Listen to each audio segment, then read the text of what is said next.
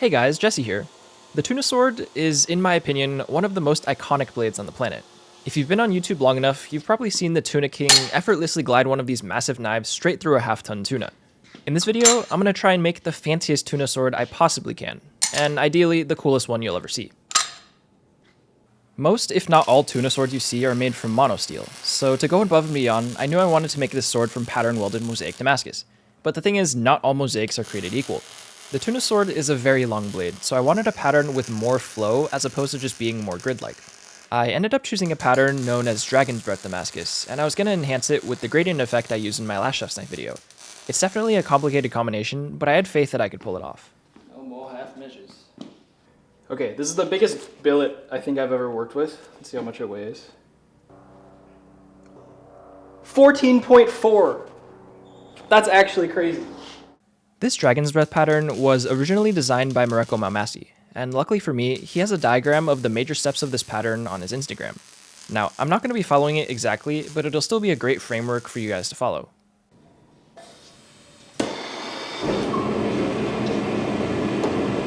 If we take a look at the diagram for Dragon's Breath, the very first step is just to forge weld a bunch of layers together. But the thing is, I already have to start off doing something different. The gradient pattern starts with a very interesting initial stack up, and because of that, it only starts off as 12 layers. 12 layers is far too little to get an interesting pattern, so what I need to do is do a cut and restack before I even get to the first step on the diagram.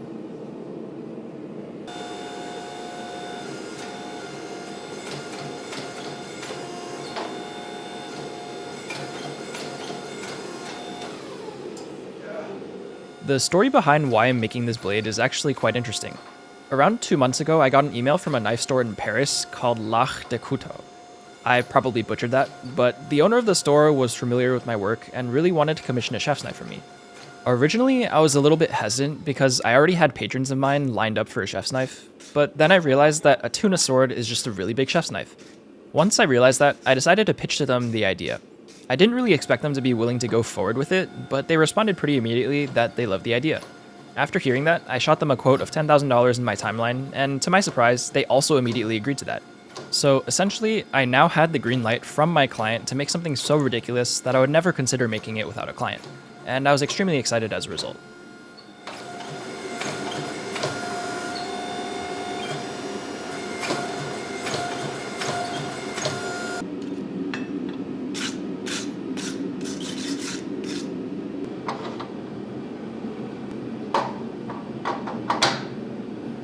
The machine I'm using here is a hydraulic forging press. When I first started blacksmithing, I remember seeing these in videos and thinking, damn, that's kinda boring. A power hammer would be so much cooler. I know some of you are probably thinking the same thing, so let me take this time to talk about the differences between the two and the trade-offs that come with both. To start off, hydraulic presses generally have a very small footprint, and they don't need a special foundation and offer a lot of control. My press in particular outputs 25 tons of pressure and takes up no more than 9 square feet of space. To get the same performance from a power hammer, I'd need something with a 100+ pound ram, and it would cost way more, require more maintenance, and without a dedicated foundation, I'd probably shake my parents' house down. This isn't to say that power hammers don't have their advantages though. Their movement is extremely percussive, so you can take extremely long heats. In fact, you can even heat up a cold railroad spike to red hot just with the hammer. Presses are kind of the opposite. They suck the heat out from your steel extremely quickly, and you need more heats to draw the steel out. The overall speed is similar between the two, but the workflow is entirely different. I also think, objectively, power hammers are just cooler. No matter how practical a press is, every bladesmith has a dream of owning a massive 300-pound power hammer.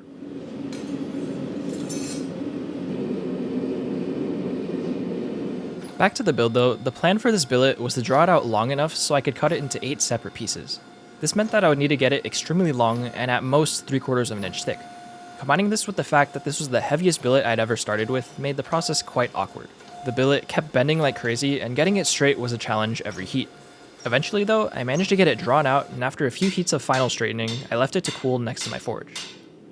It's not perfectly flat, but that's okay. We'll let her cool.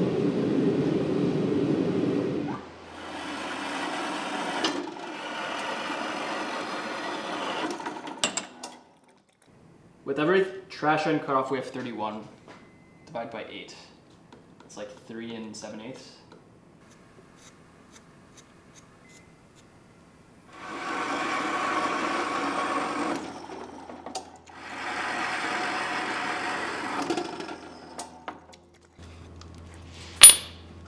Alright, let's see what this looks like.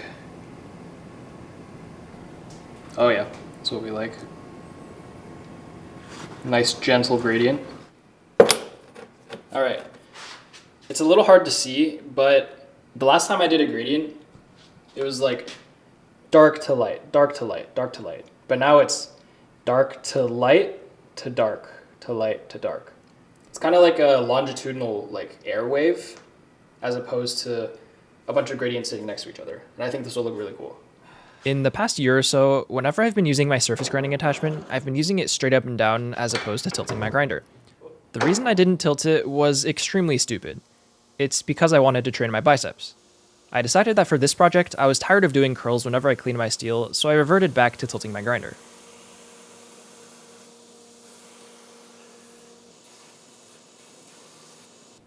Alright, that was so much easier than doing it not horizontally.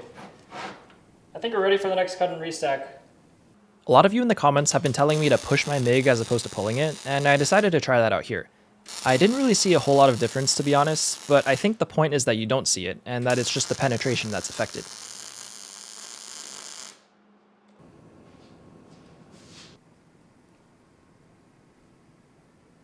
Alright, we started at 14.4. I think it's small enough to fit on this now. Just kidding. Okay, 12.2. We lost about a kilogram. That's not too bad, all things considered.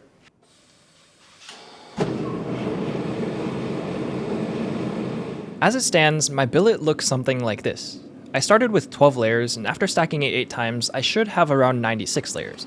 But if you squint, it only looks like there are maybe 8. And this is because the gradient effect is mainly an enhancement of flat layers, and as a result, I need to count my layers in a different way. This means that before I can do my re-squaring step to create my Cs, I need to do yet another cut and restack. I don't need to do 8 pieces again though, I could do 4 and that would be enough.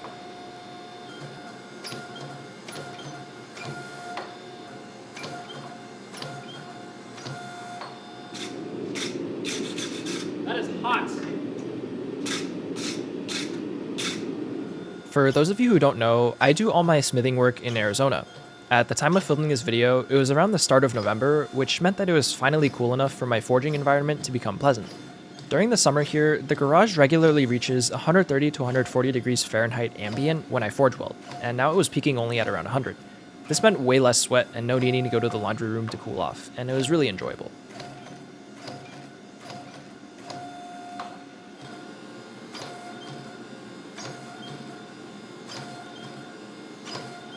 The only thing that really determines how big I can make my billet is the size of my forge.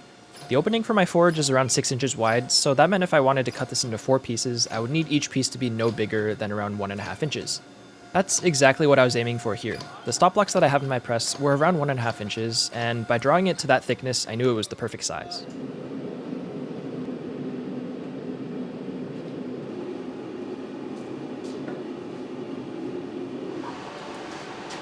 That went quite well. The build looks really good.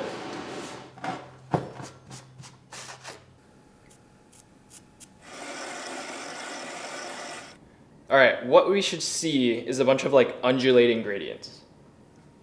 And I hope we see that. Oh yeah. I think we did that right. It's kind of a little hard to see what's going on. After surface grinding all of my mating surfaces clean again, it was time to MIG weld them together. I'm not going to draw what this new billet looks like, but in essence, I finally had the starting billet that Mareko has drawn in his diagram. I could finally make some progress on this pattern that's more than just making more layers, and that was pretty exciting. Alright, billet number 3. Damn. That's a good amount of steel still. I'm happy with that.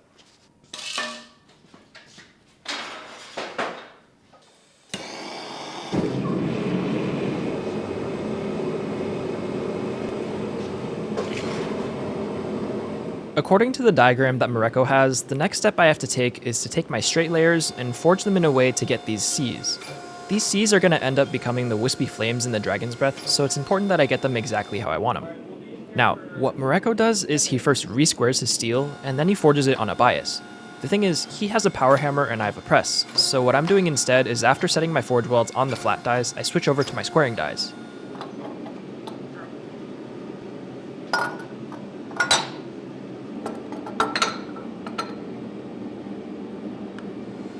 With these new dies, I forge my billet down extremely aggressively, trying to pull the steel from outside all the way to the center of the billet. The goal here is to basically go until my top die touches the bottom die. Once that happens, I know that I've gone far enough and I have the material moved where I need it to be. Here, if you look at the end of the billet, you can almost see what I'm talking about. Those layers are being pulled around the outside, so they look like a bunch of C's on the ends, but they're straight in the middle.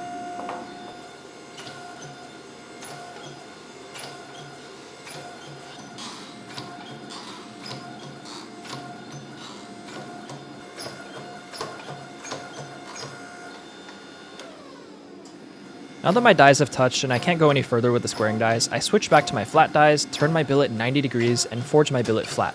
The effect is basically the same as what Moreko does with his power hammer, but it's with entirely different tooling. This is one of those cases of having different tools, but being able to reach the same end goal.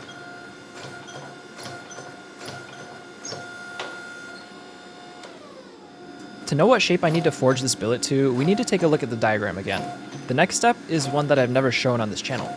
We need to actually split the billet down the middle lengthwise, and then stack up the pieces with the C's pointing the same way. This means that I need a super wide, but also really thin billet. I tried to do that using my big flat dies, and I really tried to not forge down the width too much at all, aside from trying to straighten it.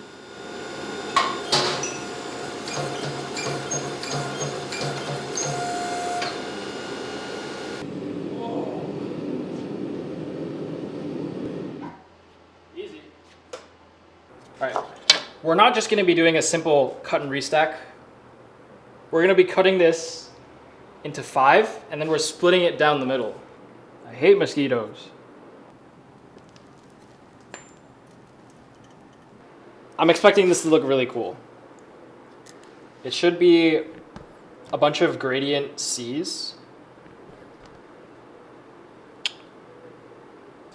Alright, so this looks pretty cool. This is exactly what we wanted at this step, albeit maybe a little bit twisted.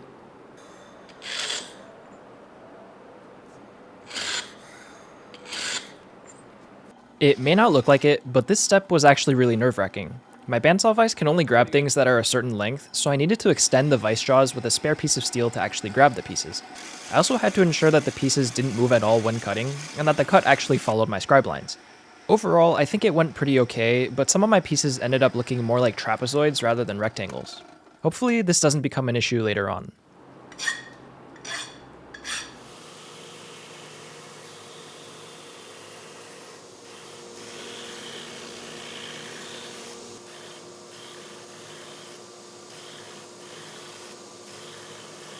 If you look closely here, you can probably see the pieces that are a little bit bigger than the surrounding pieces. I didn't think it would be too much of a problem, and I thought that by just forge welding it super carefully, I could avoid any cold shuts.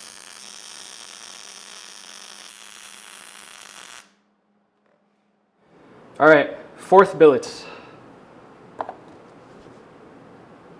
Damn, okay, around 8 pounds. It's not too bad. If we take another look at the diagram here, the next step is actually to forge this into a square, and then turn it 45 degrees and re-square it. This will help tilt my pattern 45 degrees and help the flames run from corner to corner as opposed from side to side, and it'll also add some distortion to make them look even flamier.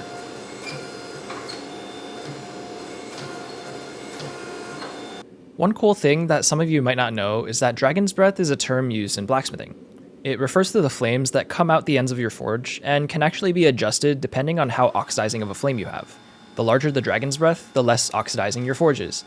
Generally for forge welding, you want a reducing atmosphere, so you want a nice hefty dragon's breath coming out of your forge.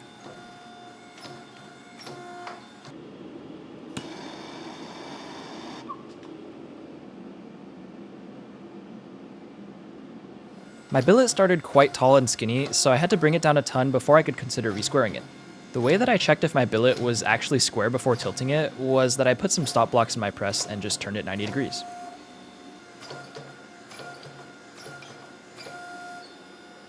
As I resquare this billet, I think it's a good time to start talking about the next step in the process. It's going to be quite interesting, and that's because I'm going to be deviating a little bit from Moreko's drawing again. The billet that he's forging is for a chef's knife, which means he can just make a small loaf billet and cut slices off of that. I want to make a much longer tuna sword, so rather than loaf, I was going to be doing tiles. This means that I need a modular dragon's breath pattern that I can lay next to itself and have it progress along the blade. And in order to do that, I was going to be 4-weighing this billet right here. By doing that, I'd essentially be getting this part of the pattern right here. Now, for a 4-way weld, I need as sharp of corners as possible for optimal weld quality. I managed to get this billet re-squared to 1.6 inches per side, but the corners weren't crisp enough, so I dropped the stop block height to around 1.5 inches to ensure better corners.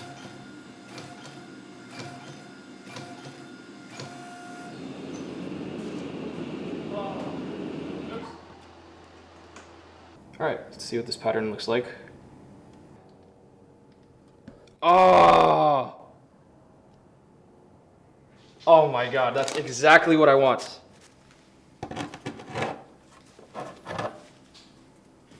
Alright, so from here we actually have a couple options.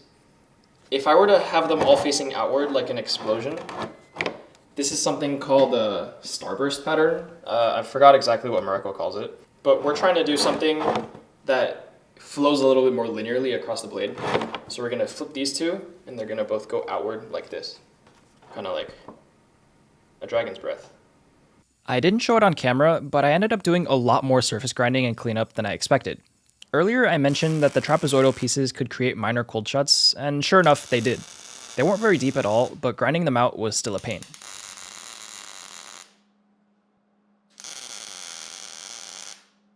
What I'm doing here is I'm first tacking my 4 pieces together to get everything aligned, and then I actually weld around every single seam of the billet. This was going to be the final forge weld before any tile welding, so I needed to guarantee that it went well. Theoretically, I didn't need to do any of this and my traditional oil dip would be enough, but I had 3 days in this billet at this point, and I didn't feel like restarting. Alright, we started at 14.4. Let's see what our final billet is. Oh! Wait, that's pretty good. That's like not bad in terms of material loss.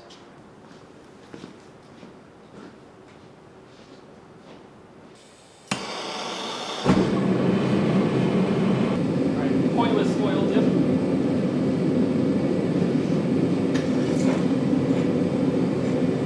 This forge weld in particular is the first one I've done for this pattern that has 2 separate planes that I need to apply pressure on. So in order to set the welds, I start on my squaring dies. These push on all 4 sides at the same time and are much safer than flat dies for a 4-way weld.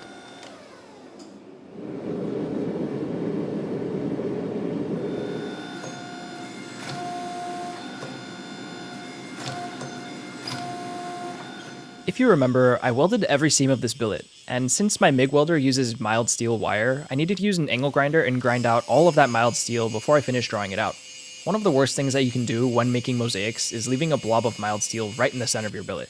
This isn't even something that you can fix later on in the process. If you have that mild steel in the center of your billet, it stays there. You can't grind it out and fill it because what can you fill it with? Just more mild steel?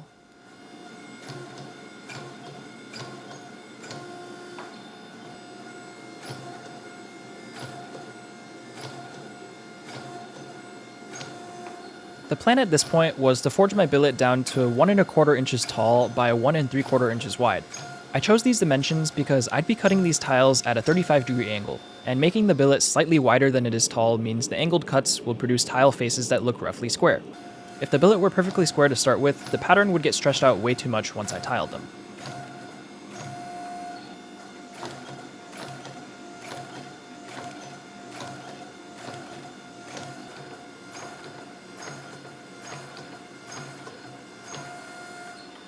I need to heat this up to just barely glowing, and we'll let it cool in there. I wanted my billet to be as soft as possible so that cutting tiles later would be easy, so I let my piece cool slowly in this bucket of vermiculite overnight. Once that was done, I simply surface ground all my faces clean, and the stage was now set to cut tiles and finally forge the Tuna sword.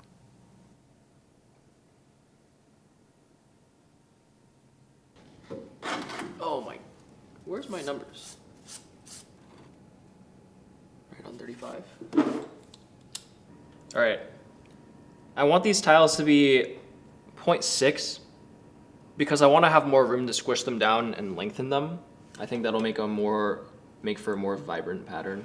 The reason I have to cut the tiles in the first place and can't just forge the blade straight from the billet is because the pattern currently runs lengthwise through my bar.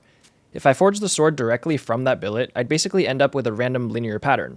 Tiling helps me rotate that pattern so it's exposed perpendicular to the bar, and by forge welding these tiles together side by side, I can bring the mosaic pattern onto the actual face of the blade. Now, to prepare for tile welding, I need to take these tiles that I cut and surface grind them to the exact same thickness. If I were to skip this step, I could potentially put uneven pressure on my tiles and possibly end up with a weld flaw.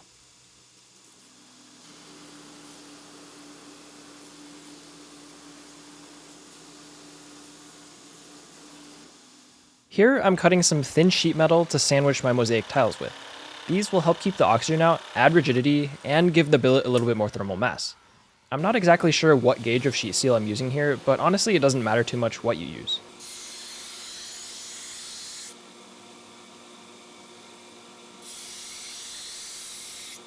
Once these sheets were ready, I began tacking each tile onto the sheets one by one, ensuring that the tiles were as close together as possible with 0 gaps in between.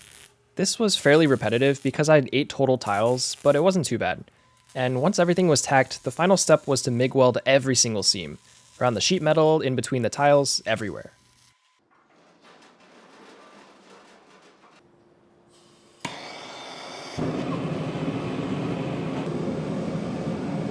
Alright. Okay, let's do this.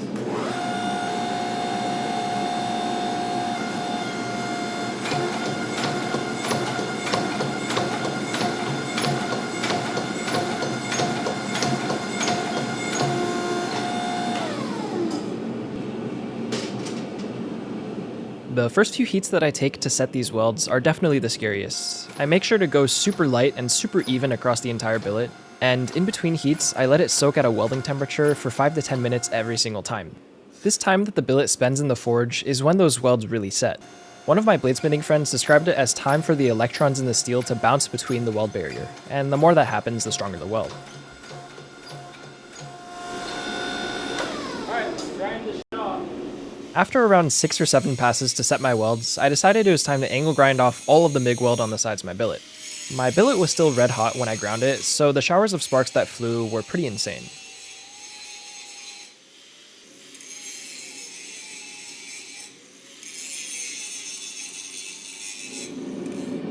Everything looks pretty good. I think now we just continue drawing it out. I need this to be at least 20 inches for the plate. It's taken the better part of a week, but we finally reached the point where I can start thinking about forging the blade itself. Traditionally, Tuna swords had such a wide range of lengths that it was sort of hard for me to choose a good length for this piece. I saw some that were as short as a foot, and I saw some that were almost 5 feet long. I decided that with the material I had and the overall shape I was going for, a blade length of around 21 inches was going to be a good place to start. I knew that later I was going to be forge welding bolsters onto this blade just for that extra added effect, so the goal for now was really just to go ham and get some good length into the piece. Why does this feel kind of big? One of the unfortunate things that I've found as I've gotten into more complicated Damascus is that I've been using a hand hammer less and less. It almost seems paradoxical that a craft that relies so much on my hands requires that I use them less as I improve. Luckily, this piece is special though, and I don't have to treat it like a regular mosaic. My pattern is meant to flow, and one of the best ways to help a pattern flow is to actually forge it. Now, Tuna swords are fairly simple in shape, so the most I can really do is forge a tip and bevel it a tiny bit. But regardless, it was time I could swing a hammer, and I was all for it.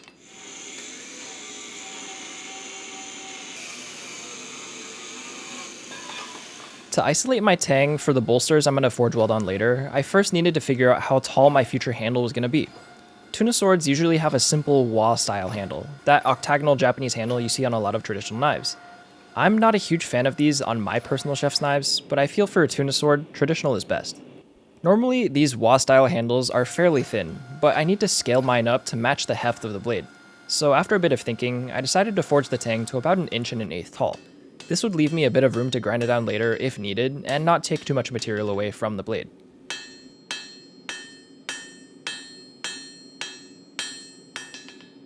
After some light hand hammering to true up my Tang, that actually wraps up stage 1 of the forging. For stage 2, I need some time to prep the Tuna sword blank so that it's ready to get bolsters forge welded to it.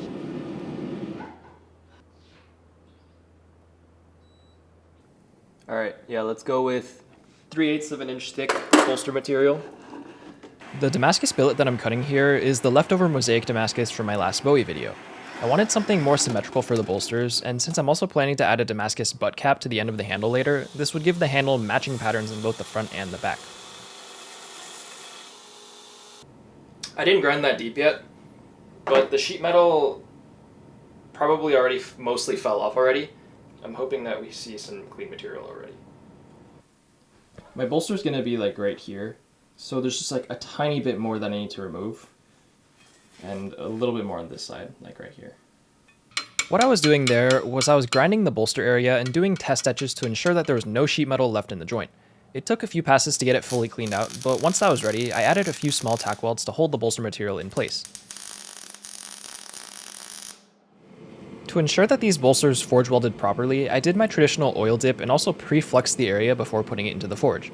Both of these should help keep oxygen from getting to the joint, and the flux should liquefy any scale that does end up forming.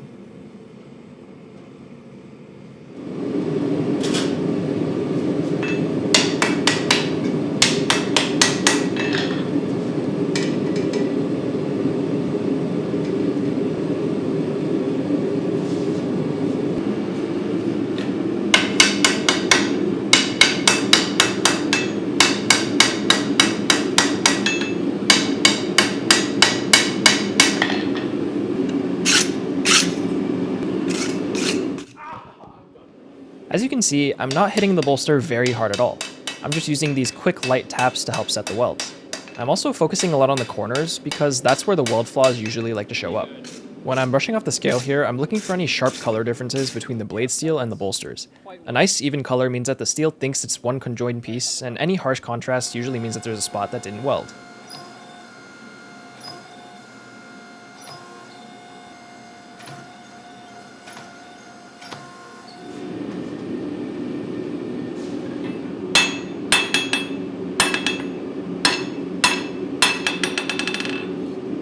Alright, I can still draw it out later if need be, but that's good enough for now. One of the interesting things about tuna swords, and I guess Japanese blades in general, is that a lot of them have something called a single bevel. This basically means that one side of the blade is flat with a concave grind, and the other has a bevel ground into it. As far as I can remember, every single knife that I've ever made has been double beveled, and this means that I had no experience forging something like this before.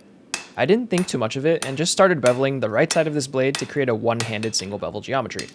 Pretty quickly, I realized that not hitting the blade on both sides is the perfect recipe to forging a corkscrew, and I had to make sure to flip it around and occasionally hit the other side to fix that.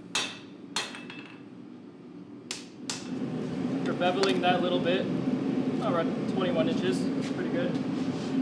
One of the most important attributes of any tuna sword is that it should taper widthwise and thickness-wise as you move towards the tip. I don't want to throw shade at anybody, but I always see tuna swords or Japanese blades online that ignore this completely, with heels that are shorter than the middle of the blade. I didn't want my blade to look like that, so I spent the last little bit of the forging dialing in that taper and drawing out the heel to ensure that the proportions were correct. Unfortunately though, because I suck, I didn't do this perfectly and I had to leave some of the final profiling for the grinder. After doing some final straightening, it was time to normalize this blade. The steel has been through so much since the start of this video, and doing these thermal cycles will help press that reset button, reduce the grain size, and ensure that the quench will go smoothly later.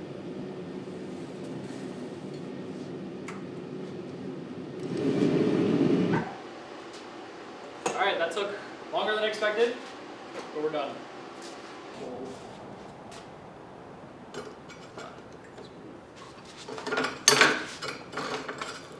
Ooh, that could have been bad. It is very warped. Very warped.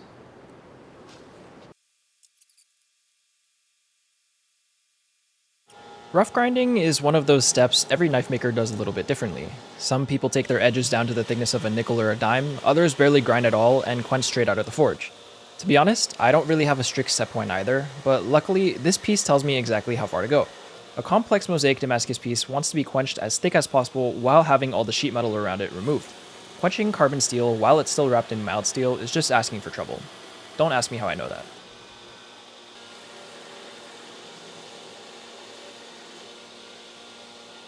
Alright, I've done a bit of grinding. Let's see how much of the cladding is still on.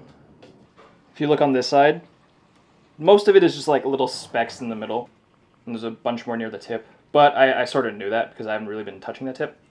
On this side, a little bit of like camo cow pattern here and on the very tip. So essentially, we are almost ready for quench, but I want to take off just a bit more material. This is still really heavy. After grinding off a bit more material, it was time to round out all of the corners just a little bit to ensure that there's no stress points that could start a crack. I made sure to do this with a higher grit belt than I set the bevels with, and I did it on the slack to ensure that it was a little rounder than it would be on the flat platen. I think I'm going to do something a little different on this one. Rather than Austinizing at 1500 like I usually do, I'm going to do 1485. I recently read an article, and apparently 15 and 20 loses a lot of toughness between 1475 and 1500. For something this big, I want it to be slightly tougher.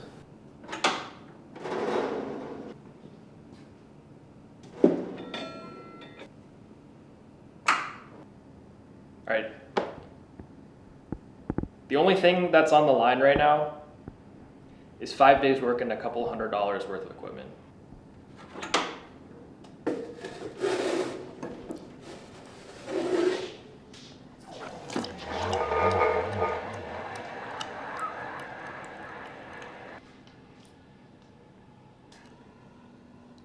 Alright, in the cardboard we go.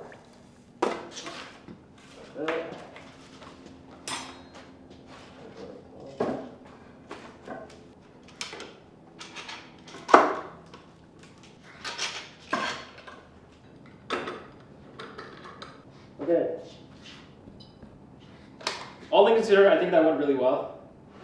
Okay, yeah, let's wait for the kiln to cool down, then we go for an temper. Yeah, I didn't hear anything crazy. But yeah, that's exactly what we want. A very uneventful quench. The best kind of quench.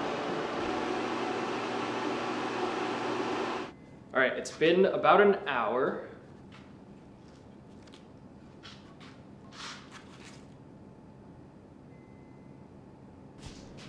Okay, that's not too bad. It's definitely a little bit warped. Does not appear to be cracked anywhere.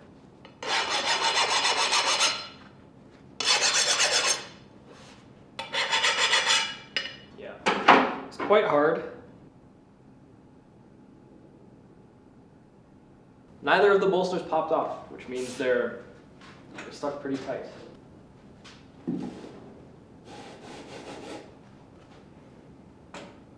We'll do 400 for 2 hours twice.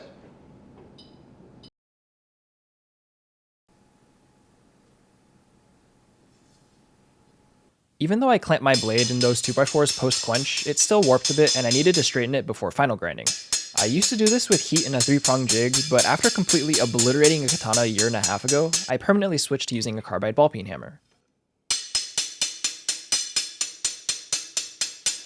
When the blade was straight, it was now time to give this blade its final profile and begin final grinding. The heel of my sword was looking a little bit wonky at this point, and the only way I could fix that was by grinding off that material and bringing the heel forwards. I'm not proud of doing this at all, and in a perfect world I would never have to do this. Ideally, I'd have the skill to get a sharp heel straight out of the forge, and I'd get to keep that extra half an inch of blade. With my profile looking quite sexy in my opinion, it was now time to grind my bevel. I started by quickly surface grinding the top of the blade flat. This was a fairly sketchy step because if I lost control of the blade, it would pull my bolster into the wheel and just completely destroy my lines. After measuring it and once I was happy with my thickness, I rotated the blade and started hogging in my bevels. I'm not going to show you too much of my bevel grinding process because honestly, if you want to watch me grind a basic bevel, you should check out any of my katana or tanto videos. But I do want to take some time and talk about the tip. Tuna swords have a lot of different tip styles, but the one I wanted to put on this one in particular is something called the Sakumaro style. This is essentially the same tip that you would put on a katana, and since I love katana, I wanted to throw that little bit of geometry into the mix. Now, grinding this wasn't too complicated since I have a lot of practice on other pieces, but I still had to be extremely careful. One of the hidden MVPs of this entire process was a carbide platen that I got from my friend RD Knives on Instagram. Carbide is extremely hard and doesn't wear down at all, and this helps ensure that my grinds stay flat. If you want one for yourself, check them out using this QR code.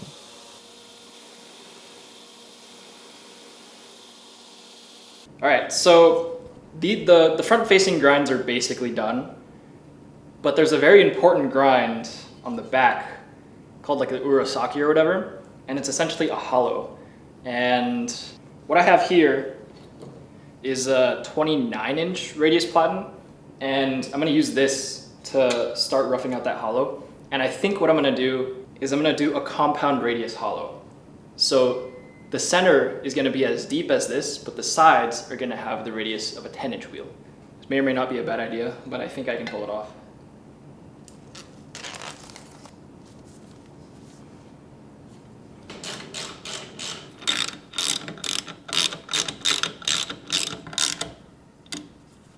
Okay, this will be really bad if I mess this up. Let's just start and see what happens.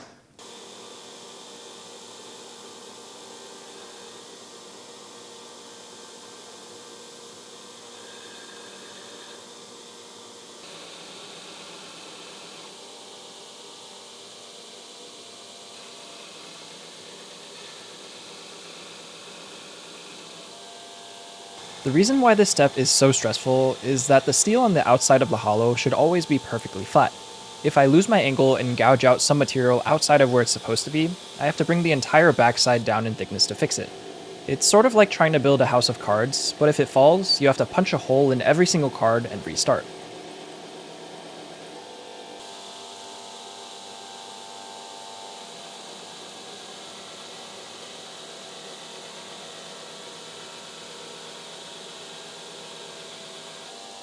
It took about an hour and a half, but I finally got this starting bevel finished across the entire blade. There were a few spots where it was a little bit low, but I could just clean that up with a 10-inch wheel later.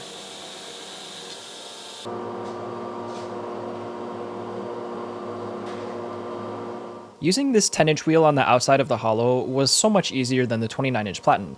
I had so much more control, and I could sort of work in sections and slowly edge the line towards where it was supposed to be.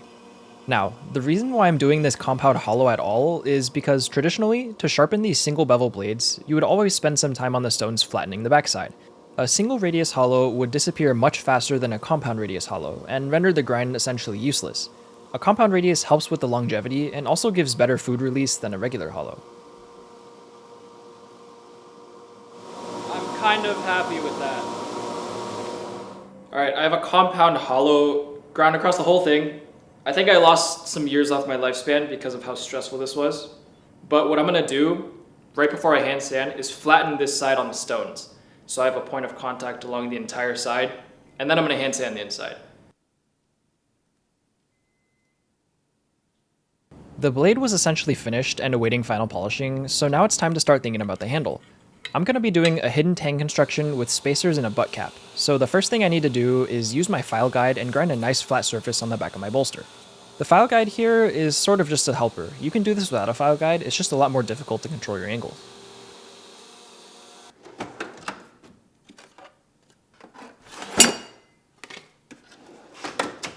Over the course of the last few years, my spacer material of choice has changed quite a bit. I used to do just one layer of either brass or bronze, and then it evolved into sandwiching the bronze with the brass, and finally, now I sandwich some brass with some dark colored G10. I think this might be the final evolution of my spacers though, because now I just think that is entirely optimal. The colors work perfectly, the G10 glues extremely flush, it's just perfect. I said in a past video that I only started doing this because I saw other people doing it, and honestly, the more I think about it, the less ashamed I feel about it. There's so many makers out there, and only so many techniques. If I were to not do something just because someone else has already done it, it would be extremely suffocating. We'll just call that 0.02 travel. Okay. The way in which I fit these spacers to my Tang is another thing that has evolved quite a bit. Before I had a mill, I would drill a bunch of holes side by side and then file those by hand until they fit my Tang. Now that I have a mill, I mill a slot to exactly the dimensions of my Tang, and from there, all I have to do is use a square file, file the corners, and for the most part they fit perfectly after that. The end results of both of these techniques is the same, but in one of them I get carpal tunnel, and in the other I have time to sit there relishing in the fact that I have a mill now.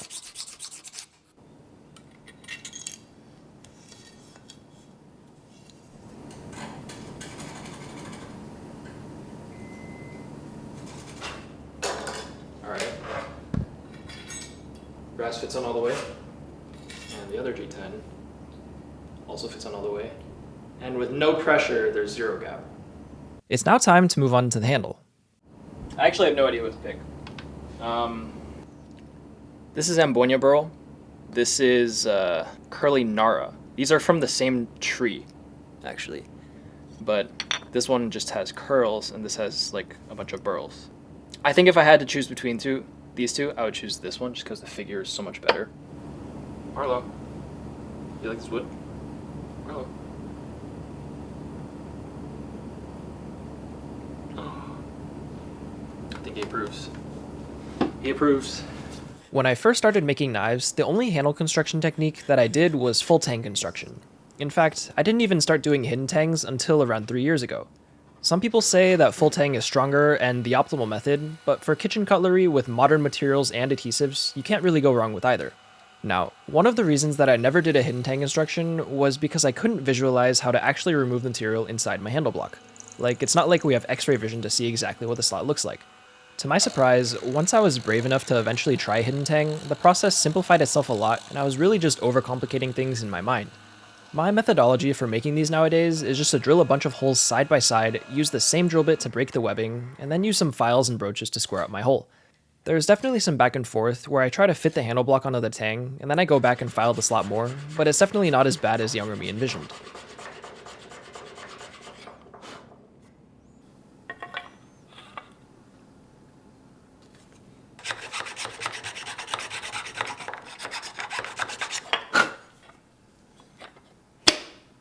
Yeah, there we go.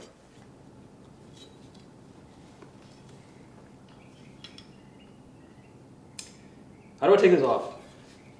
I mean, this is like sort of what the final shape of it's gonna be. Imagine Damascus butt cap on here. Here's the butt cap material. It's gonna look quite sick, but it will never be finished if I can't get this off.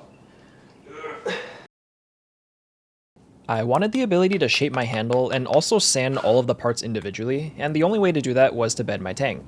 This process is essentially epoxying everything together, but only sort of.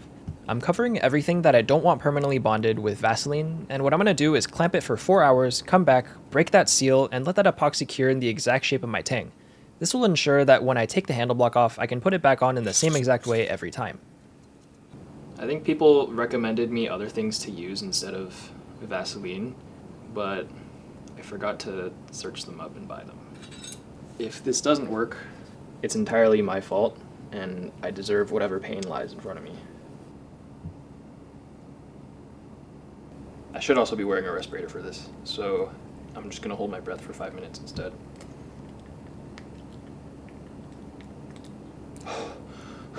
I can't do that.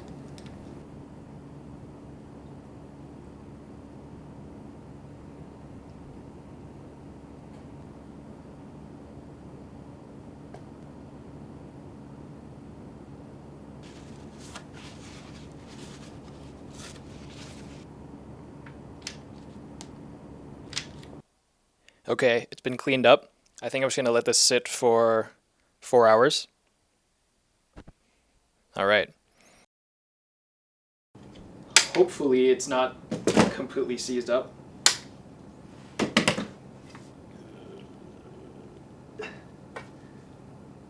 Nice. Oh yeah. That's already pretty bedded. I honestly don't have to clamp it anymore, but I'm still going to. Wow, this actually went perfectly. Went so much better than the Mchan. With the handle bedded, it was finally time to shape my handle. The handle block was a little oversized, so the first thing I did was I took it over to my flat platen and I got it to the same size as my bolster.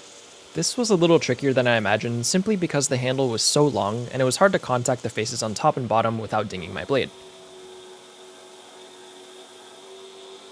When I was happy with how that looked, it was now time to grind the 4 corner facets signature to the wah handle style. Now, one of the things that can be dangerous when grinding something with an integral bolster is that the steel can heat up so much from the friction that you start burning the wood right next to it. I didn't want this to happen, so what I did was I broke the corners on the bolster itself before I re-added the handle and I transferred those lines over. One of the things I realized pretty quickly was that without scribe lines to grind to, it's extremely hard to get everything symmetrical. I tried to correct everything by eye, but I eventually decided to just go on over to my granite slab and scribe some lines to grind to.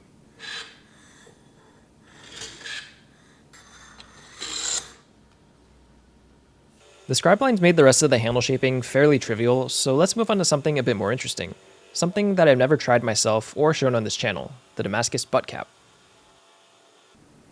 Alright, this is going to be the butt cap. And I need it to go on here. So first I'm going to grind this flat, and then I'm going to make some hidden lineup pins so I can just like stick it on.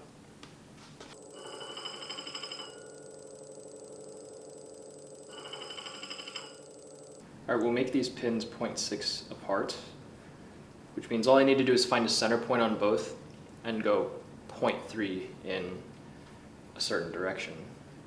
The reason that I'm deciding to make hidden lineup pins is fairly multifaceted. First of all, if I want to shape the butt cap with the handle, I need a way to be able to put it on and take it off and still have everything indexed the same way it did last time.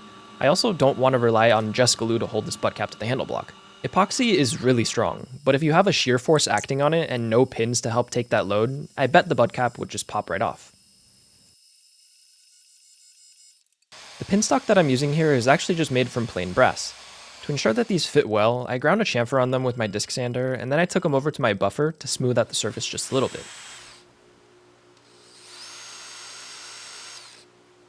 Pin goes in, push them flat, and then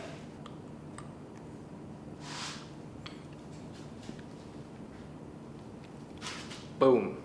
I could push it on just a little bit more for zero gap, but for now, I don't need that.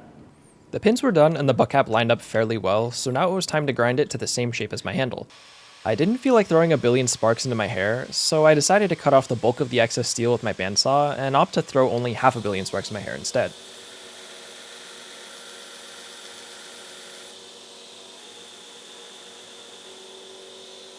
One of the things that I have to do to this butt cap is that I actually have to heat treat it. When you etch non-quenched Damascus, you get much less contrast than you would if it were quenched. And since my blade and bolster were both quenched, I had to also quench my butt cap to ensure that everything had the same etch quality.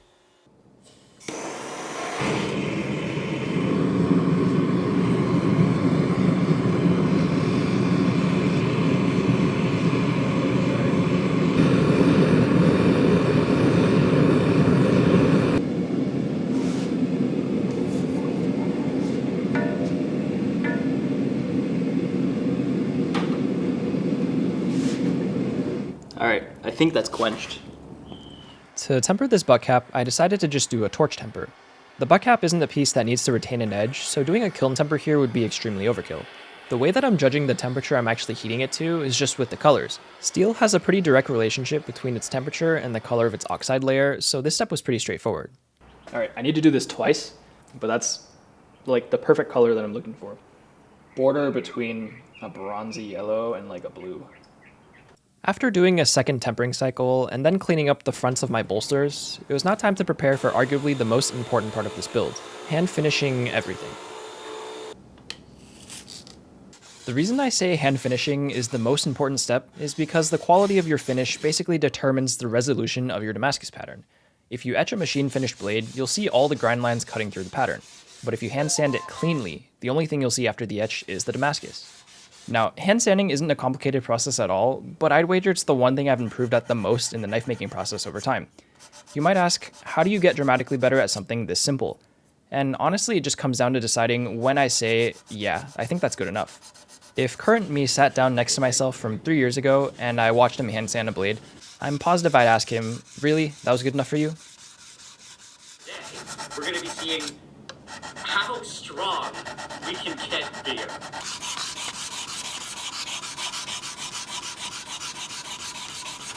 Hand sanding the beveled side and the entire handle was pretty similar to stuff I've hand sanded in the past, and it took me about a day and a half, approximately 12 hours, to get all of these up to a nice 600 grit finish. The part that was really hard to do was the hollow on the backside. If you remember, the hollow has a compound radius, which means that I can't just take a single radius sanding stick and sand it. I had to get a little creative to find the best sandpaper backing. Sanding this hollow is really difficult because all my sticks are flat. But this bottle of Permablue is quite round, so I'm thinking if I just put the sandpaper here, I might be able to just like go like this.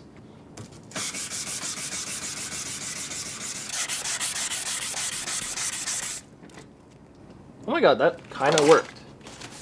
Yeah, that kind of worked. I got some good contact. The only problem is, this is like, it's soft.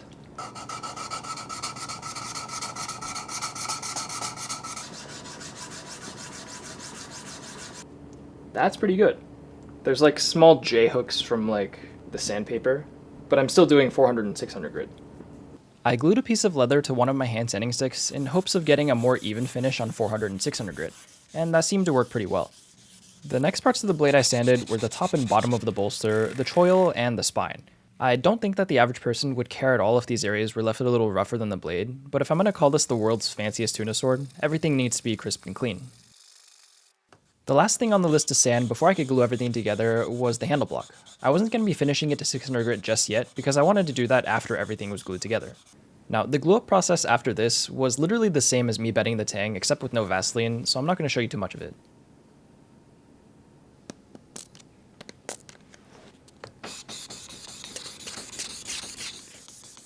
Oh yeah, this is going to be special. The wood was looking great, and the last thing I had to do before I could finally etch the Damascus was etch my maker's mark. Alright, I think I want this maker's mark around here. The thing with single bevel is that it kind of doesn't look like it belongs on either side. I think on the spine it would be a nice touch.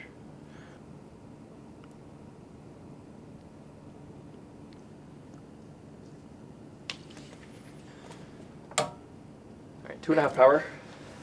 We will go for 1.5 minutes. Alright, I hope this goes well.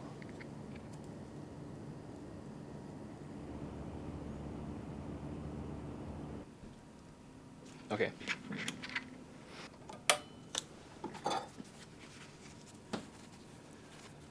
Hey, that's pretty good. Damn, wait, that's that's better than when I do it on the flat side.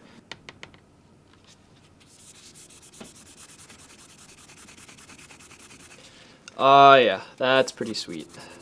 That's like the perfect maker's mark. Okay, I lied. The real last step before etching is buffing the wood. It looks gentle, but the buffer is actually strong enough to wear straight through a Damascus finish. I could mask off the steel and buff the wood after etching, but it would be such a hassle and the transition areas wouldn't look crisp at all.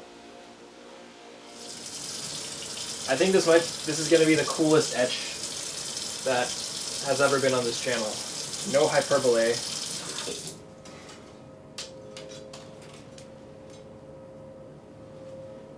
Into the ferric. Please don't slip into the tank. Okay, and we will go for 2 minutes. I'm like low-key kind of nervous. Okay, 2 minutes have passed. Oh god, I'm like really nervous.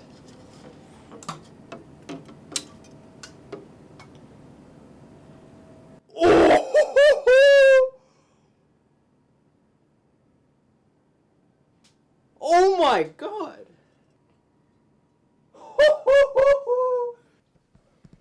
Dude! That's literally exactly what I wanted. Nothing changed from like my idea of the pattern to what it actually looks like. Oh my god. The finish looks pretty damn cool coming out of the ferric, but a blade like this deserves to have an even better finish. Here I'm standing off the oxides in preparation for a second etch in ferric, and then I'm going to follow that with an etch in instant coffee to get my standard high contrast finish. Alright, etch number 2.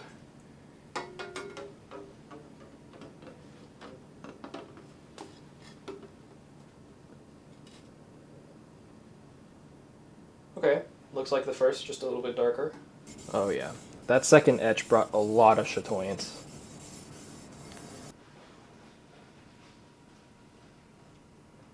My bolsters are also made of Damascus, so I had to ensure to sand every single face on the handle as well. Everything needs to be crisp and clean in preparation for the coffee etch.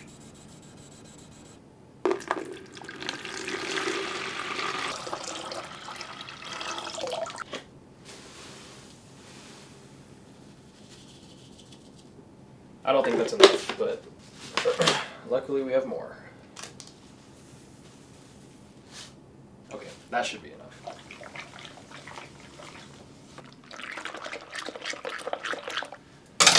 Alright, that took forever to mix.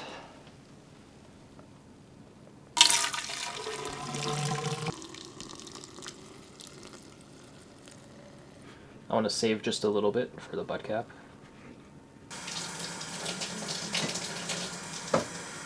Alright.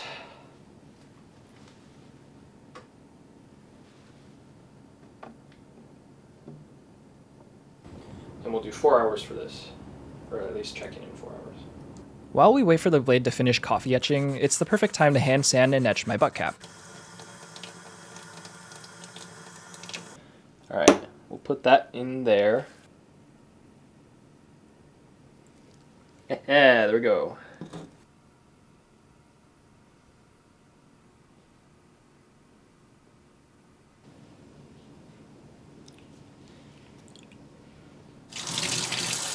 Hey, that's pretty good.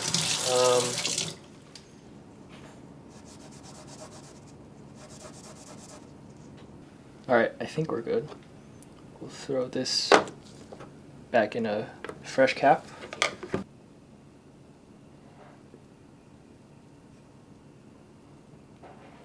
Ha ha ha! Ho ho ho!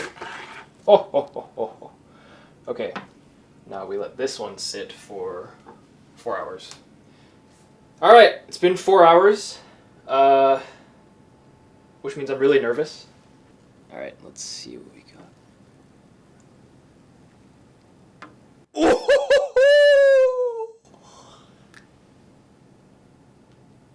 Oh my god, that is so beautiful. Holy shit. I really did not expect this to come out perfect first try. Alright, it's been 4 hours for this butt cap as well. Let's see what we got. That's pretty freaking good.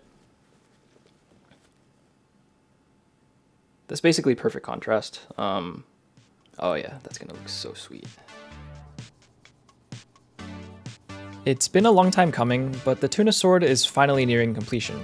All that I have left to do is sunshine cloth the steel, glue the butt cap onto the handle, and then give it its final edge.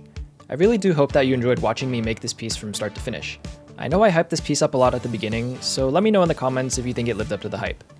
Anyways, with all that said, I present to you the finished Tuna sword.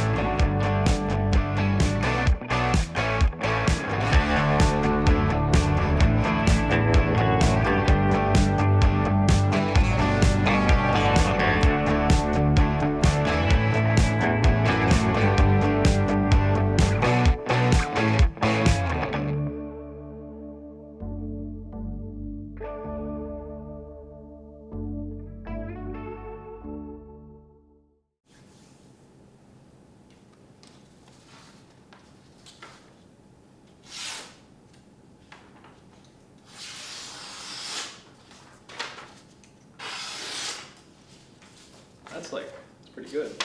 Alright, this is a pretty chunky magazine.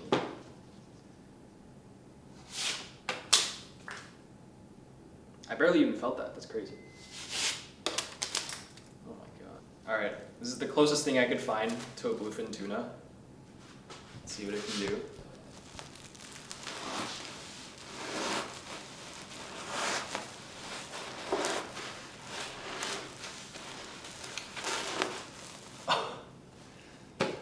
That was kind of easy.